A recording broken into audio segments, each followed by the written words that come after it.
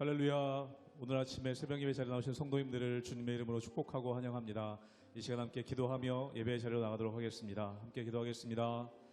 하나님, 이 시간 저희들의 마음을 주님 앞에 내려놓습니다.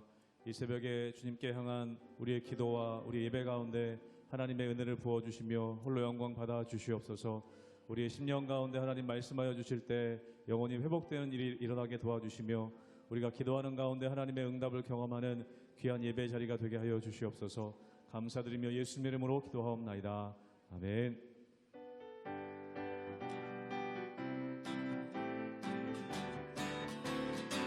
슬픈 마음 있는 사람, 슬픈 마음 있는 사람, 예수 이름 믿으며 영원토록 변함없는 기쁜 마음 얻으리.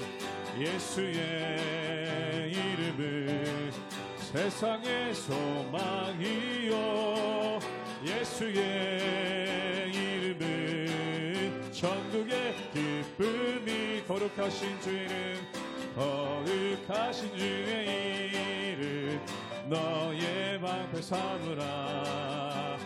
환난 시험 당할 때에 주께 기도드려라. 예수의 이름은 세상의 소망이요, 예수의 이름은 천국의 기쁨이. 존귀하신 주 이름, 존귀하신 주의 이름, 우리 기쁨 되도다. 주의 품에 안길 때에 기뻐 찬송 부르리. 예수의 이름은 세상의 소망이요, 예수의 이름은 천국의 기쁨일세. 우리 갈 길 나가네, 우리 갈 길 나가네, 보좌 앞에 나가 왕의 왕께 경배하며 멸류관을 드리리.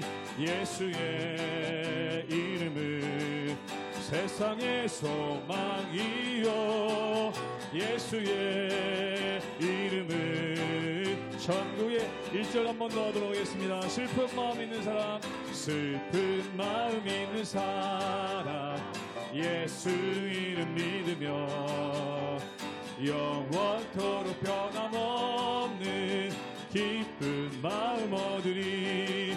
예수의 이름은 세상의 소망이요, 예수의 이름은 천국의 길. 예수의 이름은 세상의 소망이요, 예수의 이름은 세상의 소망이요, 예수의 이름은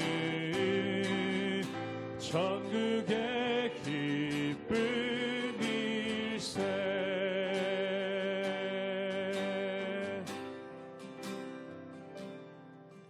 내가 주인 삼은 모든 것 내려놓고 내 주 대신 주 앞에 나가 내가 사랑했던 모든 것 내려놓고 주님만 사랑해. 내가 주인 삼은 모든 것 내려놓고 내 주 대신 주 앞에 나가 내가 사랑했던 모든 것 내려놓고 주님만 사랑해. 주 사랑 어찌 풍랑에도 깊은 바다처럼 나를 잠잠케 해. 주 사랑 내 영혼에 맞서 그 사랑 위에 서리. 내가 내가 주인 삼은 모든 것 내려놓고 내 주 되신 주 앞에 나가 내가 사랑했던 모든 것 내려놓고 주님 나 사랑 주 사랑 거친 풍랑에도 주 사랑 거친 풍랑에도 깊은 바다처럼 나를 잠잠케 해 주 사랑 내 영혼의 반석 그 사랑 위에 서 주 사랑 거친 풍랑에도 주 사랑 거친 풍랑에도 깊은 바다처럼 나를 잠잠케 해 주 사랑 내 영혼의 반석 그 사랑 위에 서리.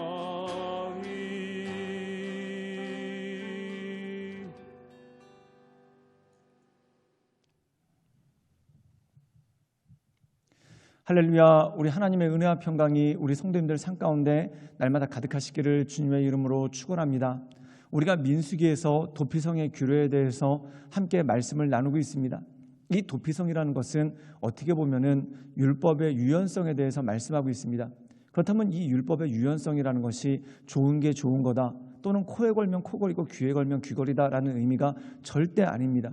이 율법의 유연성이라는 것은 뭐냐면 이 율법을 통해서 사람이 온전히 살아가도록 하시는 것, 그것이 바로 하나님의 은혜라는 것이죠. 우리가 신약 성경에 보면은 바리새인들은 이 율법의 유연성을 잃어버립니다. 그 대표적인 것이 바로 안식일에 관한 규례라는 것이죠.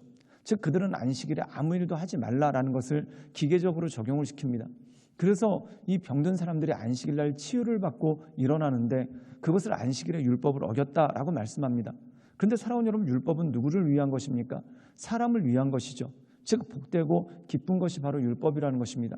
오늘 말씀 가운데 보면은 이 도피성의 규례가 율법의 유연성에 대해서 말씀합니다. 즉 다시 말해서 심판하는 데 목적이 있는 것이 아니라 사람들이 온전히 살아가도록 하는데 그 안에 그 목적이 있고, 즉 다시 말해서 가족을 부지 중에 잃어버리게 된, 즉 다시 말해서 어떤 사고로 인해서 내 가족이 죽게 되었는데 그 죽은 사람과 그 가족의 슬픔을 위로하는 동시에 또한 뜻하지 않게 사고로 인해서 사람을 죽이게 된 사람이 과한 벌을 받지 않고 도피성에서 자유가 억류되는 그러한 벌을 받도록 하는 것, 즉 목숨이 아니라 자유를 억류하는 것으로서 그 벌을 받는 것, 이것이 바로 율법의 유연성이죠. 그렇다면 이것을 통해서 우리에게 주시는 말씀이 무엇입니까? 하나님께서 우리를 사랑하시고 또한 이 모든 율법이 우리를 향한 하나님의 사랑에 투영되어 있다, 이것을 알 수가 있는 것이죠. 그런데 놀랍게도 이 도피성의 규례를 통해서 십자가의 사역, 단지 율법의 유연성뿐만 아니라 이 모든 것들을 통해서 우리를 자유케 하고 또한 우리에게 세임을 주시는 십자가의 은혜, 대제사장 되신 예수 그리스도의 은혜가 무엇인지를 그림자처럼 나타내는 그러한 모습이 있는 것을 보게 됩니다. 그러므로 사랑하는 여러분, 이 말씀을 통해서 주님께서 우리를 향하신 마음이 무엇인지, 또한 우리가 어떤 삶을 살기를 원하시는지 그것을 바라봄으로 날마다 주님께서 기뻐하시는 온전한 삶을 살아가시는 우리 모든 성도님들 되시기를 주님의 이름으로 축원합니다. 민수기 35장 22절에서 34절 말씀입니다. 악의가 없이 우연히 사람을 밀치거나 기회를 엿봄이 없이 무엇을 던지거나 보지 못하고 사람을 죽일 만한 돌을 던져서 죽였을 때에 이는 악의도 없고 해하려 한 것도 아닌즉 회중이 친자와 피를 보복하는 자 간에 이 규례대로 판결하여 피를 보복하는 자의 손에서 살인자를 건져내어 그가 피하였던 도피성으로 돌려보낼 것이요 그는 거룩한 기름 부음을 받은 대제사장이 죽기까지 거기 거주할 것이니라. 그러나 살인자가 어느 때든지 그 피하였던 도피성 지경 밖에 나가면 피를 보복하는 자가 도피성 지경 밖에서 그 살인자를 만나 죽일지라도 피 흘린 죄가 없나니 이는 살인자가 대제사장이 죽기까지 그 도피성에 머물러야 할 것임이라. 대제사장이 죽은 후에는 그 살인자가 자기 소유의 땅으로 돌아갈 수 있느니라. 이는 너희의 대대로 거주하는 곳에서 판결하는 규례라. 사람을 죽인 모든 자, 곧 살인한 자는 증인들의 말을 따라서 죽일 것이나 한 증인의 증거만 따라서 죽이지 말 것이요. 고의로 살인죄를 범한 살인자는 생명의 속전을 받지 말고 반드시 죽일 것이며, 또 도피성에 피한 자는 대제사장이 죽기 전에는 속전을 받고 그의 땅으로 돌아가 거주하게 하지 말 것이니라. 너희는 너희가 거주하는 땅을 더럽히지 말라. 피는 땅을 더럽히나니 피 흘림을 받은 땅은 그 피를 흘리게 한 자의 피가 아니면 속함을 받을 수 없느니라. 너희는 너희가 거주하는 땅, 곧 내가 거주하는 땅을 더럽히지 말라. 나 여호와는 이스라엘 자손 중에 있음이니라. 오늘 말씀 가운데 보면은 도피성의 규례에 대해서 계속해서 말씀하고 있습니다. 도피성의 규례는 뭐냐면 사고로 사람을 죽인 사람이 있습니다. 거듭 말씀드리지만 이 사고라는 것은 예를 들어서 도끼로 나무를 자르는데 갑자기 도끼 자루에서 도끼 날이 빠져서 옆 사람이 맞아서 죽게 되었다. 이런 것이 사고입니다. 예를 들어서 둘이서 주먹 다짐을 하고 싸우는데 턱 하고 쳤더니 그 사람이 억하고 죽었다. 이런 건 절대 아니라는 거죠.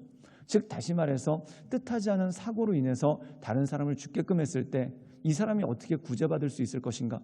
사랑하는 여러분, 사랑하는 가족이 죽고 또한 그 죽은 사람 입장에서는 이 뜻하지 않은 죽음이 얼마나 참 황망하고 기가 막히겠습니까? 그렇다면 사고로 죽었으니까 그 죽인 사람은 죄가 없다. 그럼 이것도 참 황당한 겁니다. 그리고 사람을 죽였으니까 반드시 목숨으로 갚아야 된다. 그럼 또 이것도 굉장히 황당해지는 것입니다. 그 이유가 뭐냐면은 이 사고로서 사람을 죽게 만든 사람 입장에서는 고의가 아니었는데 사람을 죽게 했으니 그도 참 힘들고 어려운 건 아니겠습니까? 그래서 그거에 대해서 완충하는 역할로 만든 것이 바로 도피성이라는 것이죠. 그런데 이 도피성에 한 가지 뜻이 있습니다. 우리와 함께 먼저 민수기 35장 28절의 말씀을 읽도록 하겠습니다. 제가 읽겠습니다. 이는 살인자가 대제사장이 죽기까지 그 도피성에 머물러야 할 것이라. 대제사장이 죽은 후에는 그 살인자가 자기 소유의 땅으로 돌아갈 수 있느니라. 오늘 말씀 가운데 보면은 대제사장이 죽을 때까지 그는 거기에 머물러 있어야 된다라고 이야기합니다. 그리고 대제사장이 죽고 나면은 그는 자유의 몸이 되고 그가 그 죄로부터 노임을 받게 된다는 의미가 있죠. 또 우리가 한 가지 읽을 것이 있습니다. 우리 함께 민수기 35장 33절의 말씀을 읽어볼까요? 제가 읽도록 하겠습니다. 너희는 너희가 거주하는 땅을 더럽히지 말라. 피는 땅을 더럽히나니 피 흘림을 받은 땅은 그 피를 흘리게 한 자의 피가 아니면 속함을 받을 수 없느니라. 오늘 말씀 가운데 보면은 정의에 대해서 말씀하고 있습니다. 즉 누군가 피를 흘리게 함으로써 죄를 지었다. 그렇다면 그가 피를 흘림으로 말미암아 속박을 받는다는 것이죠. 즉 대속이 된다는 것입니다. 사랑하는 여러분, 예수 그리스도의 십자가의 사건이 여기 그림자처럼 나타납니다. 그것이 무엇입니까? 피의 흘림으로 말미암아 구원을 받는다는 것이고 또한 피 흘림으로 말미암아 용서를 받는다는 것이죠.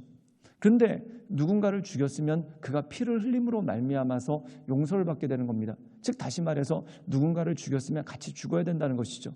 그런데 사랑하는 여러분, 우리가 예수 그리스도께서 어떤 분이십니까? 십자가에서 죽으심으로 말미암아 우리의 죄를 사하셨습니다. 그것이 바로 십자가의 은혜고 하나님께서 우리에게 주시는 능력이 그 가운데 있는 것이죠. 즉 예수님께서 죽으심으로 말미암아 이 피 흘림의 대속을 완성하신 모습이 그 가운데 나오는 것을 보게 됩니다. 또 우리가 주목할 것이 뭐냐면 대제사장이 죽기까지 도피성에 머물러야 있을 것이나 대제사장이 죽은 후에는 그 살인자가 자유함이 됩니다. 즉 대제사장의 죽음, 우리가 히브리서 말씀 가운데 보면은 대제사장 예수 그리스도를 상징하고 있죠. 물론 이 구약에 나오는 것은 사람 대제사장이고 또한 피 흘림을 통해서 속죄함을 얻는다는 것은 사람을 죽인 자는 같이 목숨을 바침으로써 그가 속죄함을 받는다는 것이 있습니다. 그런데 이 도피성을 우리가 하나의 그 메타포, 은유로서 해석을 하면 바로 이런 것입니다. 즉 예수 그리스도의 피 흘림으로 말미암아 죽을 우리가 용서함을 받았고 또한 대제사장이신 예수 그리스도께서 죽으심으로 말미암아 우리에게 자유가 온 것, 이것이 바로 이 도피성을 통해서 은유적으로 나타나는 것이 있습니다. 사랑하는 여러분, 우리가 구약의 율법이 결국은 모두 다 예수 그리스도를 향하고 있는 것을 보게 되죠. 그래서 유월절 어린 양의 죽음이라든지 또한 여러 제사장들의 제사라든지 또한 여러 가지 율법이라든지 그 모든 것들이 다 예수 그리스도를 향하고 있는 그 모습이 있는 것을 보게 됩니다. 그래서 이 도피성의 율법에는 두 가지 측면이 있는 것이죠. 첫 번째 측면은 뭐냐면 율법의 완화, 즉 다시 말해서 율법이 적용되는 것에 있어서 이것이 엄격하게 적용되기는 하지만 어떻게 보면은 이것을 통해서 하나님께서 이 율법을 통해 사람을 살리고자 하는 마음이 있다는 것을 보게 됩니다. 즉 억울함도 풀어주면서 사람을 살릴 수 있는 방법, 이것이 바로 도피성이라는 것이죠. 그것으로 말미암아서 가족이 죽은 사람들은 그 억울함을 풀게 되고, 또한 고의로 사람을 죽인 자는 그것에 대해서 죽음까지 이르지 않고 자기의 목숨을 구원받을 수 있는 능력이 그 가운데 생기게 됩니다. 이것이 바로 율법에 대해서 이 율법이 엄격하게 적용될 뿐만 아니라 그것을 통해서 과도하게 적용되지 않도록 이것을 완화하는 그 모습이 그 가운데 있는 것이죠. 그리고 또 하나가 뭐냐면 예수 그리스도의 십자가의 사역입니다. 즉 대제사장이 죽음으로써 여기 있는 사람들은 자유를 얻는다. 그리고 피 흘림으로 말미암아 속죄를 받는다. 이 모든 것들이 은유적으로 나타나는 것이 결국 히브리서에 보면은 대제사장으로 오신 예수 그리스도, 그분을 통해서 모든 것들이 완성되고 또한 그분을 통해서 모든 것들이 온전해지는 능력이 그 가운데 있는 것이죠. 그러므로 사랑하는 여러분, 우리가 이 세상 살아갈 때 바로 중요한 것이 그것입니다. 우리의 모든 죄가 예수 그리스도로 인해서 우리가 자유함을 입었습니다. 그리고 그 예수 그리스도의 능력으로 어떻게 보면 우리가 하나님의 은혜로 이 땅을 살아갈 수 있는 능력이 그 가운데 주어지는 것이죠. 그러므로 그 주님을 바라보며 하나님의 인도하신 가운데, 즉 용서함을 받은 죄인으로서 하나님께서 기뻐하시는 온전한 삶을 살아가는 우리 모든 성도들 되시기를 주님의 이름으로 축원합니다. 함께 기도하시겠습니다. 사랑이 많으신 주님, 우리가 날마다 주님을 높이며 주님을 경배하며 하나님의 크신 은혜 가운데 우리가 나아갑니다. 주여, 날마다 우리의 삶을 새롭게 하시고 또한 우리를 온전케 하시며 또한 우리를 새롭게 하시는 그 하나님을 바라보므로 하나님께서 기뻐하시는 믿음의 사람으로 우리가 날마다 나아갈 수 있도록 주여 도와주시고 주님 역사하여 주시옵소서. 예수님의 이름으로 감사하며 기도드리옵나이다. 아멘.